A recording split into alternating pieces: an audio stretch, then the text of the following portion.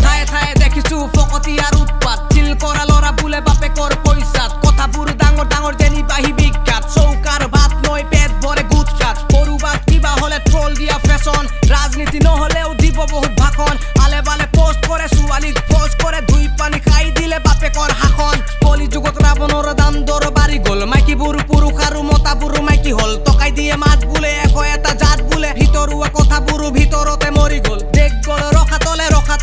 তলে শেষ কল পলকতে পলকতে পলকতে যুগ বিউ শিকা